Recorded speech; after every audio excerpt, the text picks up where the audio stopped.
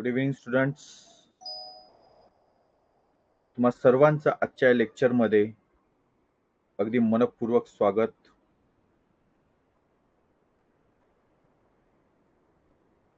आपण इयत्ता 7वी धडा क्रमांक 2 शिवपूर्वकालीन भारत हा पाठ आपण शिकत आहे आणि या पाठातील हे पुढचं लेक्चर आहे ज्यामध्ये आज आपण तुघलक घराण्याची सुरुवात आणि विजयनगरचे राज्य यांसंबंधीची माहिती पाहणार आहे. स्क्रीन शेअर करतोय मी. येस.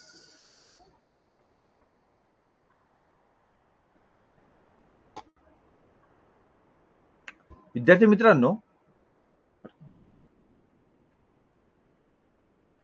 मित्रांनो, आपण यापूर्वीच पाहिलेलं आहे की काकतीय वंश जो होता, खिलजी वंश जो होता, हा खिलजी वंश त्या आधीच्या वंशातील राजाला संपवून हा गादीवर आलेला आहे.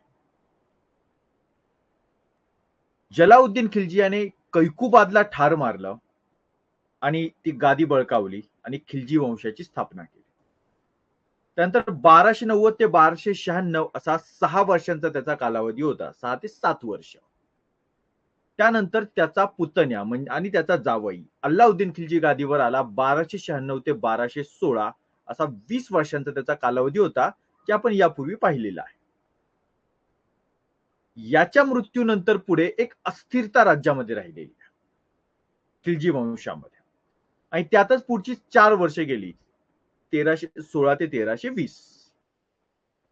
आणि यानंतर 1320 साली या अस्थिरतेचा फायदा गियासुद्दीन याने घेतला. गियासुद्दीन तुघलक. आणि या गियासुद्दीनने तुघलक वंशाची स्थापना केली. ठीक आहे. सुरुवातीला गुलाम वंश, त्यानंतर खिलजी वंश आणि आता तुघलक वंश. तुघलक वंशाची स्थापना केली आणि त्याचा कालावधी जो आहे तो 4च वर्षांचा आहे, 1320 ते 1324. आता हा कालावधी असण्याचं कारण काय हे पहा. एक गियासुद्दीन. आता एक गंमत लक्षात घेऊयात आपण. जेव्हा आपण गुगलवर सर्च करतो वेगवेगळ्या या सुलतानांच्या नावाने, बादशाहांच्या नावाने, तेव्हा अनेक वेळा असं जाणवतं की एकाच व्यक्तीचे पोस्टर वेगवेगळ्या बादशाहांच्या नावाने, वेगवेगळ्या सुलतानांच्या नावाने लावलेले आहेत. ठीक आहे, त्यामुळे आपण आता नावासाठी पोस्टर शोधणं हा विषय थोडासा आपण बंद करूयात, किंवा पुढे ते घेण्यात फारसा काही अर्थ नाही असं दिसून येत आहे. तर हा जो गियासुद्दीन होता याचा एक मुलगा होता, याचं नाव होतं जुना खान. हा जो जुना खान होता याला त्याने दक्षिण भारताच्या मोहिमेवर पाठवला. 1320 ते 1324, 4 वर्षांचा काळ बरं का. खिलजी वंश म्हणजे खूप मोठं राज्य ना, तेव्हा दक्षिण भारतामध्ये जे काही त्याचं राज्य आहे ते सगळं शाबूत राहिलं पाहिजे, बाकीचा थोडा भाग जिंकला पाहिजे, म्हणून त्याने आपल्या मुलाला पाठवलं. आणि हा जो मुलगा होता शूरवीर होता. त्याने त्या पद्धतीने युद्ध जिंकायला सुरुवात सुद्धा केली आणि दक्षिण भारतामध्ये स्वतःचं मोठं असं वर्चस्व निर्माण केलं. खूप मोठी धनदौलत, खूप मोठी संपत्ती त्यांनी दक्षिण भारतातून मिळवली. आणि हा जुना खान आहे तो माघारी आला दिल्लीकडे. ठीक आहे. आता जेव्हा दिल्लीकडे परत आला तेव्हा पुढे काय घडलं, त्यालाच आपण, हा जो जुना खान आहे त्यालाच पुढे त्याने स्वतःला मोहम्मद तुघलक हे नाव लावून घेतलं जेव्हा तो गादीवर बसला. आता गादीवर कसा बसला ते बघा. त्यांनी केलं काय, एक शामियाना उभारला, मोठा शामियाना, आणि त्या ठिकाणी स्वतःच्या वडिलांना गियासुद्दीन तुघलकला भेटायला बोलावलं. आणि गियासुद्दीन तुघलक भेटायला आला आणि त्यावेळी या मोहम्मद तुघलकाने हा शामियाना पाडला आणि त्याच्यामुळे गियासुद्दीन मरण पावला. आता 4 वर्षांचा गियासुद्दीनचा कालावधी होता. तो मरण पावल्यानंतर मोहम्मद तुघलक गादीवर बसला. याचा कालावधी मोठा होता, हा होता 1324 ते 1351. असा एक मोठा कालावधी, ज्याला आपण 27 वर्षांचा कालावधी म्हणू शकतो, एवढा मोठ्याचा कालावधी होता. हा शूर होता, हा कल्पक होता, पण एक महत्वाचा जो सुरुवातीला ज्याला आपण धप्पा किंवा दाग ज्याला म्हणूयात, हा स्वतःच्या वडिलांना ठार मारून तो गादीवर आलेला आहे. त्यामुळे इतिहासात याची ओळख जी आहे ती चांगला राजा म्हणून घेतली जात नाही. दुसरी गोष्ट, हा गादीवर आला, पण याने जे निर्णय घेतल्याच्या नंतर ते बदलण्यामध्ये याचा पुढाकार खूप मोठा होता. निर्णय घ्यायचे, निर्णय मागे घ्यायचे, निर्णय घ्यायचे, निर्णय मागे घ्यायचे. त्यामुळे बदनाम पण झाला. म्हणजे एक चित्रपट आहे पहा, एक मोटिवेशनल मूवी आहे चक दे इंडिया. तर त्यामध्ये त्यातली जी खेळाडू आहेत, हॉकी खेळाडू, ज्या महिला खेळाडू आहेत, त्यातील एक कलाकार जी आहे ती ज्यावेळेस तो जो त्यांचा कोच आहे, शाहरुख खानने त्याचं भूमिका केलेली आहे, कबीर सिंग. ओके, शक्यतो ते नाव असावं. तर तो जो कोच आहे त्या कोचला उद्देशून ती बाकीयांना सांगते, मोहम्मद तुगलक का नाम सुना है? लोक कहते पागल बादशाह था वो, कुछ भी करता था. तसा हा बदनाम झालेला बादशाह आहे. याची एक गोष्ट मात्र चांगली आहे, जी आपल्यासाठी चांगली, ती काय ती दाखवतो मला बघा. याचं राज्य इथं होतं, इथे याची राजधानी होती दिल्लीला. व्हायचं काय, या बाजूने शत्रू आला की त्याला सहज हल्ला करता येणं शक्य होतं. त्यामुळे मोहम्मद तुगलकाने आपली राजधानी बदलली आणि ती दौलताबादला आणली होती, म्हणजेच सध्याचं आपला छत्रपती संभाजीनगर, औरंगाबाद, त्या ठिकाणी असणारा देवगिरी किल्ला म्हणजेच दौलताबादचा किल्ला, इथे त्याने राजधानी आणली. म्हणजे एक तुम्हाला मी उदाहरण सांगतो हे, की सुलतानशाही आणि मुघलशाहीच्या काळामध्ये जेव्हा देशाची राजधानी बदलण्याचा विचार झाला, तेव्हा त्या ठिकाणी महाराष्ट्रातील देवगिरीचं राज्य निवडण्यात आलेलं आहे. देवगिरीचा व्हिडिओ मी तुम्हाला मध्ये ठेवलेला आहे पाहण्यासाठी. म्हणजे आधीचा अल्लाउद्दीन खिलजीचा टॉपिक आणि त्याच्यानंतर हा टॉपिक, त्याच्यामध्ये 2 व्हिडिओ मी ठेवलेले आहेत, तुम्ही पाहिलेही असतील. तर अशा पद्धतीनं हा एक निर्णय होता. परत त्यांनी नेहमीप्रमाणे तो निर्णय बदलला आणि परत तो दिल्लीला माघारी निघून गेला. का गेला, काय गेला, याच्याशी आपल्याला सध्या घेणं देणं नाही. आपल्याला पाहायचं हे आहे की याच्या कालावधीमध्ये जेव्हा राजा अशा पद्धतीने निर्णय घेतो आणि मागे घेतो, निर्णय घेतो आणि मागे घेतो, तेव्हा तो आत्मविश्वासात कमजोर आहे याची जाणीव होते. आणि मग त्याची प्रजा, त्याची रयत जी आहे ना, त्याच्यामधून त्याचे सरदार उठाव करायला लागतात, बंड करायला लागतात. जेव्हा केंद्रीय सत्ता, ज्यावेळी दिल्लीची सत्ता कमकुवत होते, ढासळायला लागते, तेव्हा स्थानिक आणि प्रादेशिक सत्ता ज्या आहेत, छोट्या छोट्या सत्ता, त्या उगम पावतात, त्या मोठ्या व्हायला लागतात. आणि तसाच विषय या ठिकाणी झाला, जे एवढं मोठं राज्य होतं, त्याच्यामधून दक्षिणेमध्ये विजयनगरचं राज्य उभं राहिलं. प्रचंड मोठं असं, हे पहा ना, म्हणजे त्याच्या राज्याचा डायरेक्ट 1/3 भाग घेतल्यावर तुम्हाला दिसतो. या मोहम्मद तुगलकाचेच 2 सरदार होते, पण एवढ्या उत्तरेच्या दिल्ली म्हणून त्याला इथपर्यंत लक्ष देता येणं अवघड ठरत होतं. तेव्हा त्याचेच 2 सरदार होते, हरिहर आणि बुक्क, हे दोघं भाऊ होते एकमेकांचे. या दोघांनी मिळून या राज्याची स्थापना केली, ज्याला आपण विजयनगरचं राज्य म्हणतो, आणि याची स्थापना केली 1336 साली. 1324 ला तो गादीवर आला आणि पुढच्या 12 वर्षांमध्ये ज्या पद्धतीने कारभार चाललेला होता, तो पाहता हरिहर आणि बुक्क यांना जाणीव झाली की उत्तरेतून जरी मोठी फौज आली ते सुद्धा आपण त्याचा सामना करू शकतो. मोहम्मद तुगलक काही तेवढा सक्षम वाटत नाहीये की तो आपल्याला हरवू शकेल किंवा दक्षिणेमध्ये एवढं मोठं राज्य तो सहज कॅप्चर करू शकेल. आपण हे राज्य उभं करायचं. आणि या दोघांनी या ठिकाणी स्थापना केली 1336 मध्ये. दुसरी गोष्ट, हे राज्य निर्माण झाल्याच्या नंतर हे यशस्वी झालं. मोहम्मद तुगलकाने आपली फौज पाठवली, यांनी ती फौज माघारी पाठवली, म्हणजे आक्रमण झालं, हरले, ते फौज माघारी गेली, वगैरे वगैरे झालं. पण ज्या अर्थी हरिहर आणि बुक्क हे दोघं भाऊ मिळून आपलं स्वतंत्र राज्य निर्माण करू शकतात, तेव्हा बाकीचे सरदारांना वाटायला लागतं ना, आपणही आपलं राज्य तयार करू, आपणही राजे होऊ. आणि त्याचाच परिणाम म्हणजे बहमनी राज्य. हे पहा, खाली आहे हे विजयनगरचं राज्य आणि हे आहे बहमनी राज्य. बहमनी राज्य जे आहे ते हसन गंगू बहमनी याने निर्माण केलं. हा जो बहमनी आहे, हा जन्माने इस्लाम धर्मीय होता. हा एका हसन बहमनी असं त्याचं नाव होतं, पण तो एका गंगू नावाच्या एका ब्राह्मण कुटुंबाने त्याचं पालनपोषण केलं, त्याला लहानाचा मोठा केला आणि त्यांची आठवण त्याने ठेवली आणि आपल्या नावामध्ये आपल्या वडिलांचं जे नाव असेल त्या नावाच्या जागी त्याने गंगू हे नाव लावून टाकलं, की त्यांच्यामुळे मी आज जगलो आणि मोठा झालो आणि मोठा सरदार झालो. इतकंच काय, मी आज राजा झालो. आणि त्यांनी स्वतःचं राज्य निर्माण केलं, बहमनी राज्य. तो संस्थापक होता हसन गंगू बहमनी. हे पहा, हे राज्य आहे. म्हणजे तुघलकाचं जे राज्य तुम्ही मगाशी पाहत होतात ते राज्य राहिलंच नाही.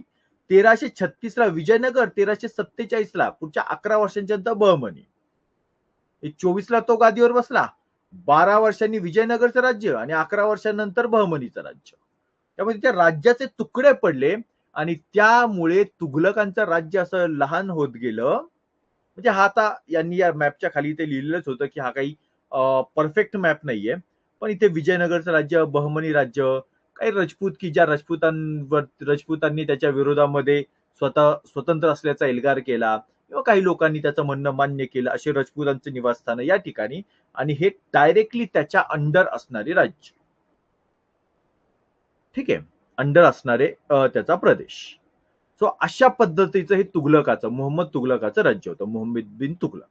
आता पाहूयात विजयनगरचं राज्य, जो आपला आजचा मेन टॉपिक आहे. विजयनगरचं राज्य जे आहे ते निर्माण केलं हरिहर आणि बुक्क यांनी. त्यांनी विचार केला की एवढा उत्तर आहे म्हणून तो काही एवढा मोठा कंट्रोल दक्षिणेमध्ये ठेवू शकत नाहीये आणि आपल्याच त्यांच्याच हातामध्ये हा दक्षिण भारत दिलेला होता. तो यांनी इथे डायरेक्ट स्वतःला स्वतंत्र केलं आणि मग यांनी आपली राजधानी केली हम्पी. हम्पी एक कर्नाटक मधलं ठिकाण आहे या ठिकाणचं. कर्नाटक म्हणजे आपल्या महाराष्ट्राच्या दक्षिणेला असणारं कर्नाटक राज्य. तर तिथे ही हम्पी नावाची त्यांची राजधानी आहे आणि खूप पाहण्यासारखे आहे. लोक स्पेशल ट्रिप काढून जातात या ठिकाणी. तर तिथले 2 फोटो आहेत ते पुढे आपल्या याच्यामध्ये येणार आहेत पीपीटी मध्ये. इथला पहिला राजा होता हरिहर, मोठा भाऊ हरिहर. आणि हरिहरच्या नंतर मग पुढे त्याच्या निधनानंतर त्याचा दुसरा भाऊ जो आहे तो बुक्क हा गादीवर बसला आणि मग हरिहरने राज्य निर्माण वगैरे केलं, थोडंफार वाढवलं. बुक्कने मात्र राज्य आहे ते डायरेक्ट दक्षिणेला रामेश्वरम पर्यंत आणलं. मोठं राज्य. या राज्यामध्ये अनेक, हे आहे रामेश्वरम ठिकाण, अनेक राजे होऊन गेले, अनेक राजे. सगळ्यांची काही यादी सुद्धा आपल्याला बघायची गरज नाहीये. त्यातून फक्त आपण एकच महत्वाचं नाव बघणार आहे, ज्या नावाने बहमनीचा सुलतान, जे बहमनी राज्य तयार झालं ना, तिथला जो सुलतान होता महमूद शाह, म्हणजे हसन गंगू बहमनी ते तयार केलं, पण त्याचे जे पुढचे वारसदार होते त्यातला महमूद शाह जो होता, त्या महमूद शहाने एक संघटना उभारली, एक सैन्य उभारलं. तुघलकांच्या कडून काही सैन्य घेतलं असेल, इकडचं सैन्य तिकडचं सैन्य, असं सैन्य गोळा केलं आणि सैन्य घेऊन तुघलकांचं राज्य तेव्हा नव्हतं, पण दिल्लीचं म्हणूयात आपण, वेगवेगळ्या छोट्या छोट्या राज्यांचं सैन्य गोळा केलं, सैन्यांचा संघ तयार केला आणि या संघाने एकट्याने नाही, बहमनीने एकटे नाही, वेगवेगळ्या राज्यांच्या एकत्रित सैन्याने हल्ला केला आणि या प्रचंड मोठ्या हल्ल्याला एका राजाने माघारी पाठवून दिलं. त्या राजाचं नाव विजयनगरच्या इतिहासामध्ये अतिशय महत्वाचं मानलं जातं आणि तो राजा आहे कृष्णदेवराय. इसवी सन 1509 साली हा राजा गादीवर बसला ते 1530 पर्यंत 21 वर्ष हा राजा गादीवर होता. या राजाने याच्या शिवाय विजयवाडा आणि राजमहेंद्री हे प्रदेश जे काही त्या भागातले जिंकायचे राहिले होते ते जिंकून घेतले. संपूर्ण प्रजेला सुखी ठेवण्याचं प्रचंड महत्वाचं काम त्याने केलं या राजाने. हा राजा म्हणजे, हा राजा समजा एखादं युद्ध झालं, युद्ध जिंकला की तो युद्ध जिंकल्यानंतर विजयाच्या आनंदोत्सवामध्ये मग्न होत नव्हता. हा राजा आपल्या सैनिकांच्या, जखमी झालेल्या सैनिकांच्या शिबिरात जायचा आणि त्या ठिकाणी जाऊन तो त्यांची मरमपट्टी स्वतःच्या हाताने करायचा. डॉक्टर सगळे जे म्हणजे त्या काळचे वैद्य म्हणून आपण सगळे वैद्य जे काही बसून औषध वगैरे लावतात त्या कामाला हा राजा सोबत त्यांच्या थांबायचा. हा राजा एवढी काळजी घ्यायचा आणि त्यामुळे कृष्णदेवराय यांचं नाव विजयनगरच्या राज्यामध्ये सर्वात महत्वाचं मानलं जातं. हे जे विजयनगरचं राज्य आहे त्याची सीमा पहा, पश्चिमेला गोव्यापासून पूर्वेला कटक पर्यंत. आणि उत्तरेला रायचूर दोआब पासून ते दक्षिणेला हिंदी महासागरापर्यंत. आता हिंदी महासागर तुम्हाला माहितीये, गोवा पण माहितीये, कटक हे या ठिकाणचं ठिकाण आहे, इथलं कटक हे गावाचं नाव आहे. ठीक आहे, हिंदी महासागर माहितीये. रायचूर दोआब काय आहे तर हे पहा, इथे रायचूर नावाचं ठिकाण आहे आणि दोआब याचा अर्थ ज्या ठिकाणी दोन नद्या एकत्र येतात त्यांच्या मधला तिथला जमिनीचा भाग. एका बाजूने कृष्णा नदी, दुसऱ्या बाजूने तुंगभद्रा नदी. हे बघा, ही तुंगभद्रा नदी आली, ही कृष्णा नदी आली आणि या दोन्ही नद्या अशा रीतीने पुढे गेलेल्या आहेत इथपर्यंत आणि इथून त्या बंगालच्या उपसागराला जाऊन मिळतात, बे ऑफ बेंगॉल. किंवा इकडून आली कृष्णा नदी महाराष्ट्रातून, कर्नाटक म्हणून दक्षिणेतून आली तुंगभद्रा नदी आणि या दोन नद्या जिथे एकत्र मिळतात त्याच्या मधला जमिनीचा भाग म्हणजेच दोआब. तेव्हा अशा प्रकारच्या उत्तरेमध्ये रायचूर या ठिकाणचा दोआब आणि हिंदी महासागर, तर पश्चिमेला गोवा, पूर्वेला कटक, एवढ्या भागामध्ये या राजाचं राज्य होतं. हा राजा साहित्यिक पण होता. त्याने अमुक्त माल्यदा या नावाचा एक ग्रंथ लिहिला. हा फक्त युद्ध करणारा, युद्धामध्ये कौशल्य दाखवणारा, पराक्रम गाजवणारा असा राजा नव्हता. हा स्वतः साहित्यिक होता, तो रसिक होता, त्याकडे कलाकार होते, तो स्वतः लेखक आहे. बघा ना, अमुक्त माल्यदा एक प्रसिद्ध ग्रंथ आहे. तो ग्रंथ त्या राजाने लिहिलेला आहे. श्रीकृष्ण देवराय हे त्या राजाचं नाव. आणि जे मी तुम्हाला सांगितलं की आपण या ठिकाणी दोन फोटो पाहणार आहे स्पेशल त्या भागातले, हम्पीचे. हम्पी खूप सुंदर आहे, त्यातले दोन फोटो पाहणार आहे. त्यातले काय, हजारा राम मंदिर. आपल्या पाठ्यपुस्तकामध्ये हजार राम मंदिर असा उल्लेख आलेला आहे, पण जेव्हा आपण इतरत्र सर्च करतो तेव्हा ते हजारा असा शब्द दिसतो. तर अशा पद्धतीचे कर्नाटक मधलं हे हम्पी मध्ये असणारं, कर्नाटक राज्यातील हम्पी या ठिकाणी असणारं हे राम मंदिर आहे की जे अतिशय सूक्ष्म, बघा ना याची कलाकुसर किती छान केलेली आहे. इथे काहीतरी मूर्ती तयार केलेली. हे पहा ही एक मूर्ती आहे. हे एकावर एक अशा पद्धतीने कळसावर असे मजले उभारलेले आहेत. किती छान रचना तयार केली आहे बघा. हे हजारा राम मंदिर. हे बघा, हे यज्ञाचं असेल, आधुनिक काळातला एखादा यज्ञ असेल, ते विटा ठेवलेल्या कशाही वाकड्या तिकड्या किंवा कसंही, यज्ञाला काही फार गोष्टी लागत नाही. पण इथलं सौंदर्य पहा किती छान केलंय ते. म्हणजे या तुलनेत तुम्ही हे सौंदर्य पहा. मंदिर असं पण उभारता आलं असतं ना, पण मंदिर किती सुंदर उभारलंय ते पहा. हे राम या देवतेचं मंदिर आहे, ते कृष्णदेवरायांनी उभारलं. त्यानंतर दुसरे काय म्हणजे विठ्ठल मंदिर, हम्पी मधीलच. हे पहा विठ्ठल मंदिर, विठ्ठल मंदिराचा प्रवेशद्वार किती सुंदर आहे. हे बघा ना, हा रथ दिसतोय, रथ पूर्ण दगडी आहे बरं का. हा काही हलणारा रथ नाहीये. हे काय इथं चाकात चाक इकडे काही जॉईन नाही केलेलं. पण हे बघा, समोर हे प्राणी, मागे हे मंदिर, याच्या आतमध्ये देवता, समोर हा रथ, याला रथ मंदिर असं म्हटलं जातं. अशा प्रकारचं विठ्ठलाचं मंदिर त्यांनी उभारलेलं आहे. हे बघा, हे प्रवेशद्वार.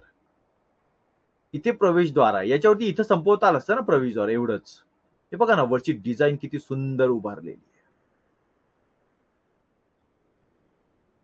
येते लक्षात.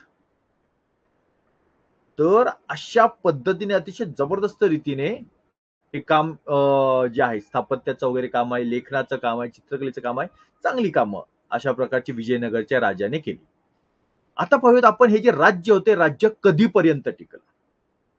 विजयनगरच्या राज्याची निर्मिती झाली होती जी आपण पाहिली 1336 साली.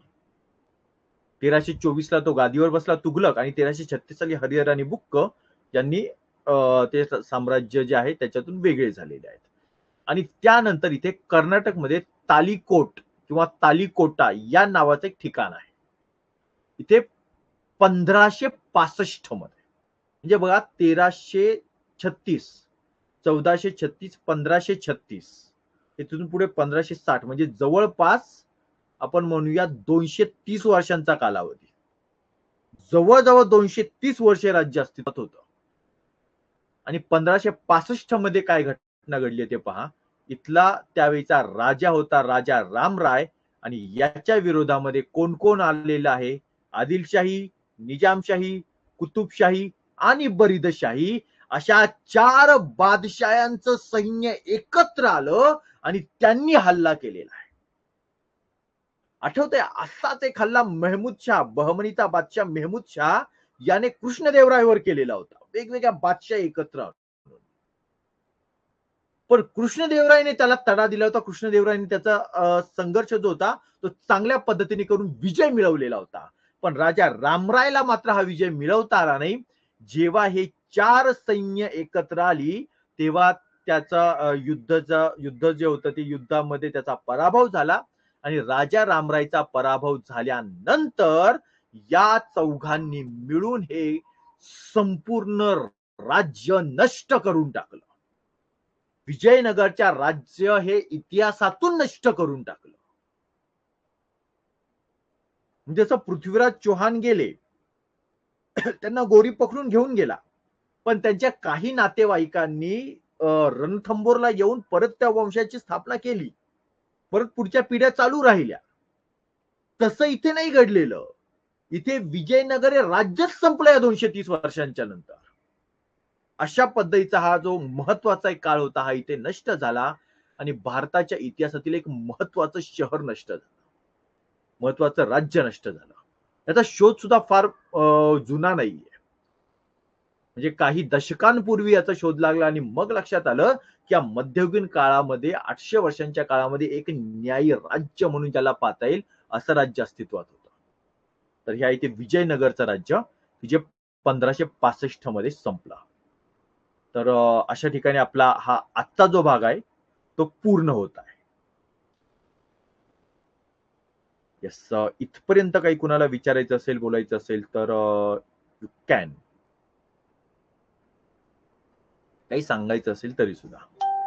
Okay, hi sir. ओके, दर्शन, सुदर्शन, रुद्र, दर्शन जाधव, सॉरी सर लेट झाला. ओके ओके ओके, मी पण ठीक आहे, चालेल, ठीक आहे, काही हरकत नाही. येतं हीच मोठी गोष्ट म्हणायची. नाहीतर म्हणजे अशा पद्धतीच्या एक एक विषय जे आहेत त्याचं समजा ते असतात ना, ते बायजू वगैरे ते काही असतात तर त्यांच्याकडे 10,000 रुपये आहेत एकेका विषयाचे. असे हिशोब लावायचं झालं तर आपल्याकडे 11 असून किंमत नाही विद्यार्थ्यांना. असो, ठीक आहे. बरं, काही बोलायचं विचारायचं असेल, काही शंका असेल तर तुम्ही मांडू शकता. मी 23 मिनिट आणि 30 सेकंद एवढा वेळ होईपर्यंत शंका लिही तर पाहतो.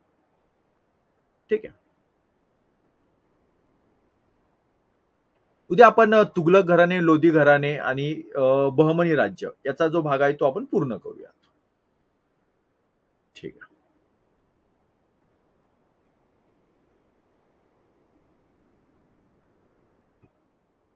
लेक्चर पाहिले ना ते याचे, देवगिरी बोलतोय, त्यानंतर अजून कोहिनूरचा इतिहास, ते 2 लेक्चर टाकलेत बघा मी. आपल्या अल्लाउद्दीन खिलजीच्या लेक्चर नंतर आपली चर्चा झाल्यानंतर ते 2 लेक्चर टाकले होते.